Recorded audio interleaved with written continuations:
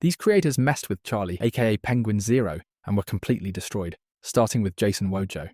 The conflict between Jason Wojo and Penguinz0 began when Jason uploaded a video claiming that going to the gym does not matter. Here's why the gym does not matter. I'm tired of guys that are like, oh, I'm going to the gym, I'm trying to get fit. I feel like I have a pretty decent tone. It was a short, arrogant statement, but it got Charlie's attention. I'm sure you've all heard the expression, fake it till you make it. But today I want to take a look at what happens when all you do is fake it without ever making it. You end up like this loser we're about to take a look at today. From there, Charlie began reacting to Jason's TikToks, starting with one where Jason boasted about being able to take anyone's girlfriend simply because he drove a McLaren.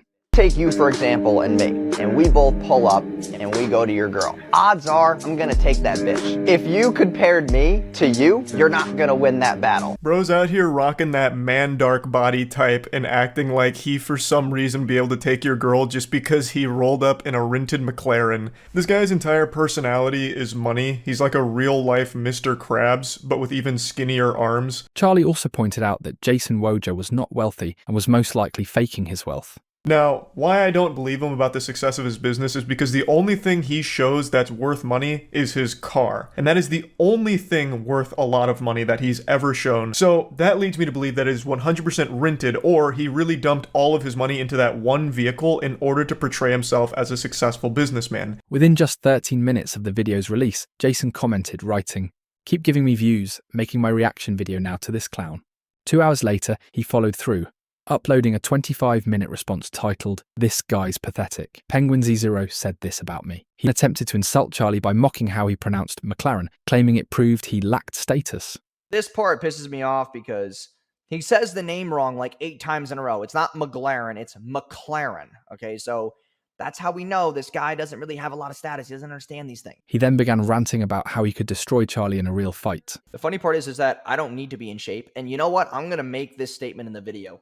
We should do a boxing match with him because he does not. I'll box this guy. I'll do something with him. Charlie later returned with another video where he roasted Jason's ridiculous fight challenge.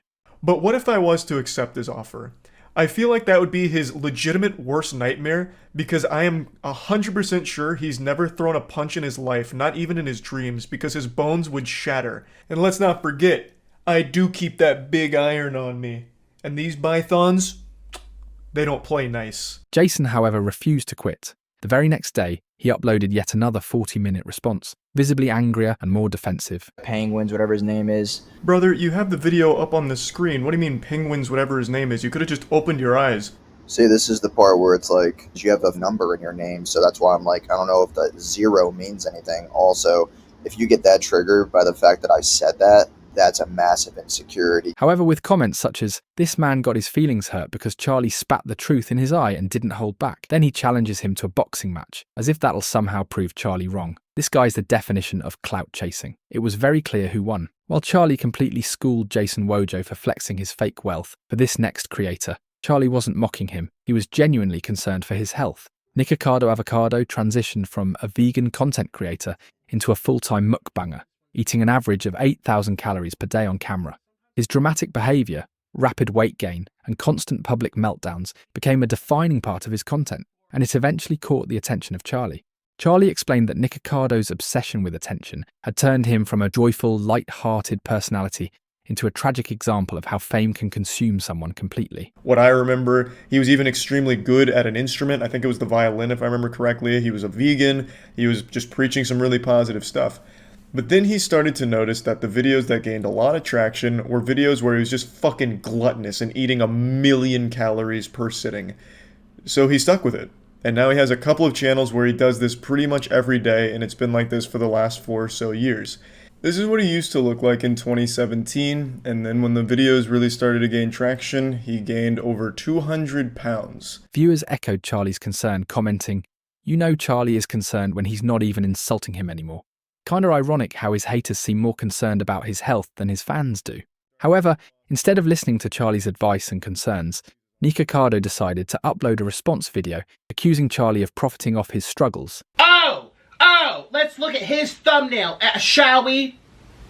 Let's see what he's trying to achieve with my face like this and a title like this. This YouTuber is slowly killing himself for views. So, are you trying to play the high and mighty game all on your pedestal? That you're not trying to squeeze something out of something? Yes, let's sensationalize things about me at my expense. I don't even know who you are. Charlie then responded in a video titled, "My response to Nikocado Avocado." Nikocado Avocado has set a new world record for YouTuber response time for drama. This was a pretty impressive speed run. Within a few hours of my video being up, he had his entire response filmed and then posted this morning. He pointed out that Nick was twisting the truth to make him look bad. Making some of the most revolting noises I've heard in quite some time while undergoing some kind of exorcism. And me. Who are you? I haven't said anything that you're revolting and you're disgusting. Yeah, I didn't say that about you either, Nick. I was talking about that shtick you do in your videos where you make a yucky noise. That's what I was talking about.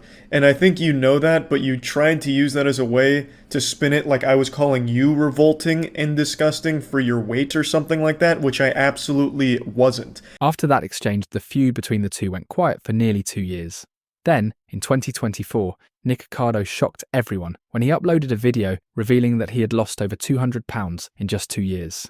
Today I woke up from a very long dream. And I also woke up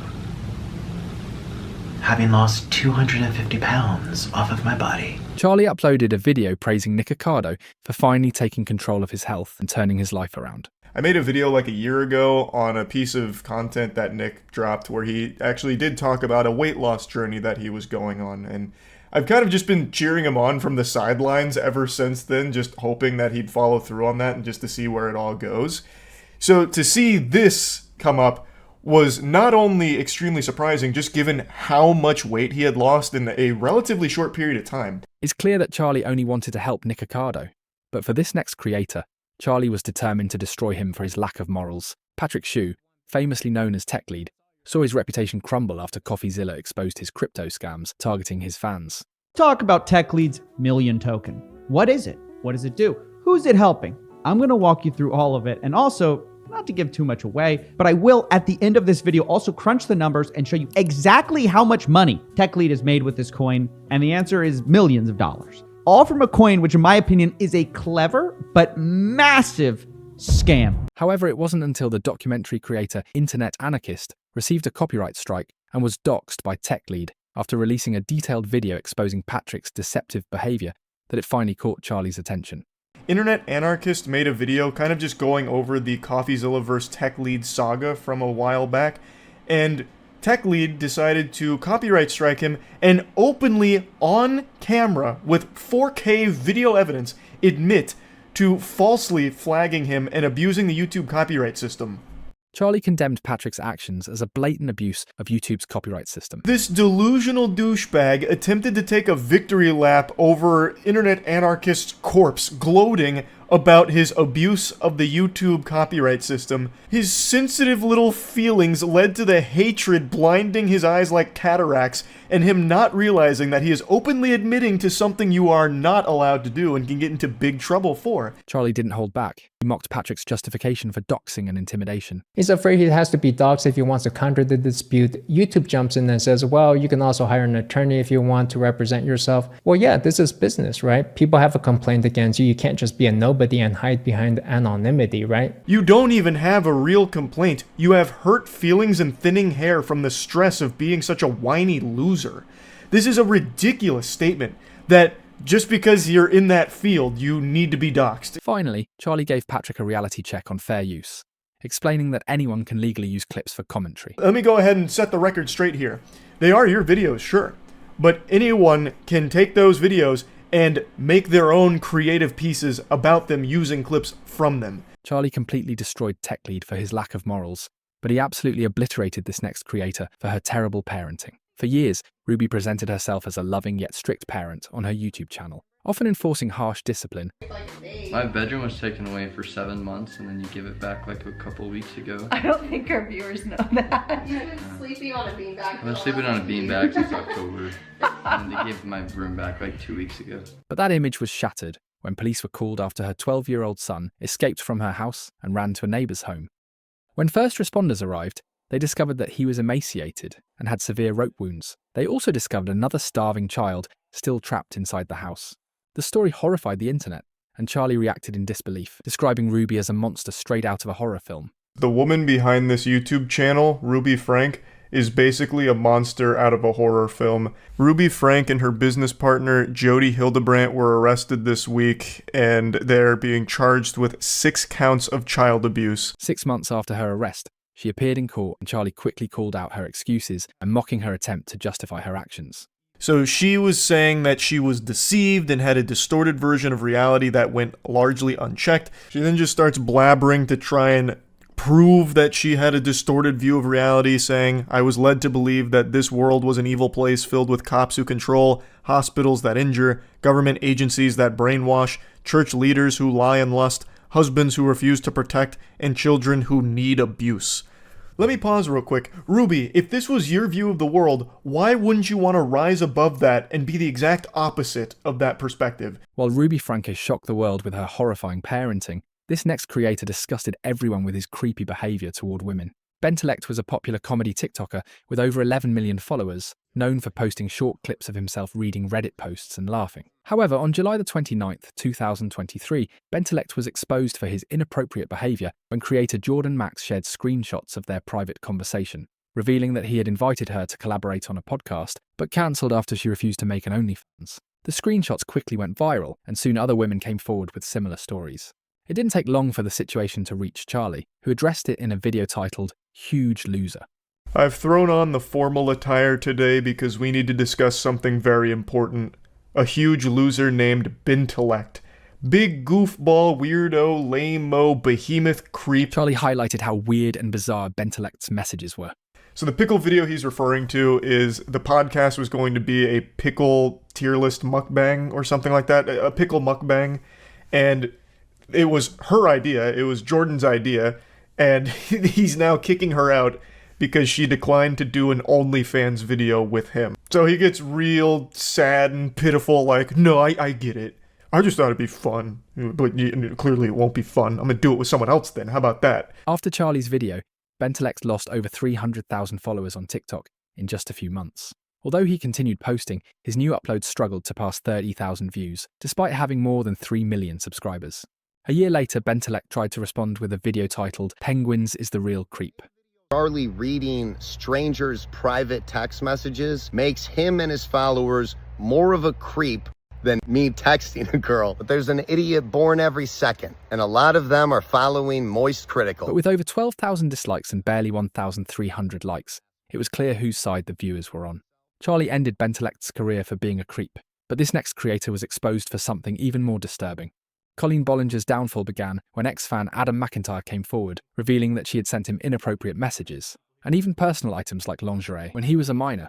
The revelations opened the floodgates. More former fans came forward sharing their own disturbing interactions with Colleen. For weeks she remained silent, until June 28, 2023, when she returned with a ukulele apology. The apology was so terrible that Charlie labelled it as the worst YouTuber apology ever. So a lot of people are saying some things about me that aren't quite true. Doesn't matter if it's true though, just as long as it's entertaining to you. That bleeding in your ears is normal. This is a ukulele apology video. She's turned her accusations and her response into a Disney musical number here, I suppose. Charlie criticised Colleen for failing to address a single accusation. You got a one-way ticket to manipulation station. Nah, she's giving us a one-way ticket to defecation station, because this is some shit here. I don't know how she thought this was a good idea at all.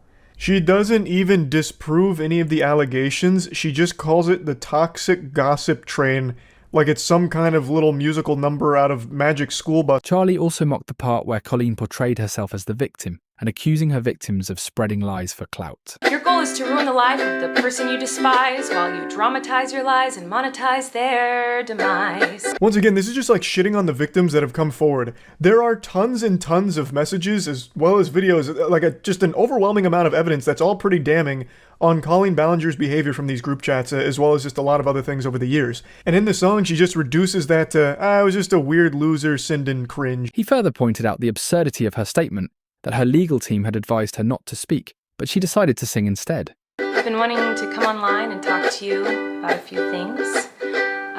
Even though my team has strongly advised me to not say what I want to say, I recently realized that they never said that I couldn't sing what I want to say, so. Holy shit, she's done it. She's activating 100% of her brain. What an incredible loophole. Checkmate, lawyers. Her legal team must have been there like, no! She got us.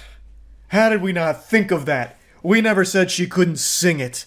Despite being completely humiliated by Charlie, at least Colleen didn't try to fight back, unlike Sneako. Sneako's feud with Charlie began on November 8th, 2022, after Sneako reacted to Charlie's video criticising the Fresh and Fit podcast. You know, we're both triple-digit notch count. He's in the quadruples. There is no reality in the entirety of the f***ing multiverse where this man has slept with one woman, let alone over 1,000 of them. Sneako, who is friends with Fresh, decided to fire back at Charlie. He gets more than you. He does. You need to learn game, you need to be successful, you need to learn how to DM the right people, you need to learn how to talk, how to be charismatic, how to network, how to be in the right places. Fresh has got this shit down. And I didn't believe it till I saw it. I didn't think it was a version like every other liberal on here talking down. He gets more. During his reaction, Sneako tried to humiliate Charlie by pulling up a photo of him with his girlfriend. I'm not gonna say names. Someone texted me. He's in a monogamous relationship. This is his girl. So there you go. I mean, I told you, like, I could hear it in your voice. The fact that someone doesn't have to abide by those rules. Someone could go and fuck a lot of bitches. That it's so foreign to a lot of people's ideas, because when you get brainwashed, when you get told that monogamy is the answer. Just 18 days later, Charlie responded with a video addressing Sneako. The main topic involves a banned YouTube creator that I'm sure you've all heard of before. His name is Sneako. A lot of people compared him to like a diet Andrew Tate. He recently got banned, and he still does make content elsewhere. And recently he started targeting me because I made jokes about his friends on the Fresh and Fit podcast, whom I think are beautiful clowns that do some very silly stuff that is entirely entertaining to make fun of. Charlie then dove deeper into Sneako's strange open relationship. I couldn't help but take notice of one of his more recent viral clips where he openly defends getting cucked. So I wanted to break this down, like, because this was, imagine seeing the girl you love, like, get fucked. You love her? Yeah, I do. I love it. Yeah, I love her. I was about to say I love this bitch. I'm like, no, let me not say that. I love my wifey, my queen. And you allowed the love of your life to get fucked by another man. What happened to the other agreement? I'm crazy. The first time, as soon as I saw it, like 3 pumps in, I just got up and walked out. I'm just like, I can't do that. Like, feeling traumatic thoughts, like seeing her with another person. It's a lot. But I think it's something everybody should do just to test. You know what? It is a legitimately super sad thing to sit there and listen to, because Sneako is very clearly bothered by that whole situation, but is trying to play it off like a deeper message, like, no, this is actually a good thing, and in fact, I recommend every guy out there try letting their girl get fucked by another man. Then you'll know if it's real, if this is the person you want to spend the rest of your life with. It is fucking tragic to listen to. Sneako escalated things even further, challenging Charlie to a fight and even threatening him with a gun. And it got really under his skin in a big way, so he started dancing around with the gun and threatening to come shoot me. So he kept saying, oh, you're in Tampa, right? I'll come see you, waving his gun around and dancing. You want to watch my clips? Watch my clips. Watch my clips. You want me to watch your clips? Watch my clips. Charlie responded with one of his most iconic uploads. Sneako is horrible. But he's a fucking imbecile, you absolute buffoon. What you have there is not clips. These are mags. They're mags, not clips, you absolute fucking dummy. The same way that this is also a mag. They're all mags. Stop saying clips, you look fucking stupid here. Anyway, sorry for the gun anatomy lesson. He didn't stop there because he completely crushed Sneako's ego. Hey Sneako, does this outfit look familiar? This is the same thing I wore last time I took you over my knee and spanked your bottom with some discipline. I bet just seeing me in this attire again has just sent you on a full-blown Winter Soldier episode with your eyes rolling into the back of your skull as you're experiencing post-traumatic stress disorder, because the first video I made on you offended you to such a high degree that you have not stopped whining since. Charlie also pointed out that him fighting Sneako won't change anything he had said about Sneako. Sneako, you beating me in a fight doesn't unfuck your girlfriend from the numerous men that had sex with her in front of you. It doesn't do anything. Everything I've said still stands.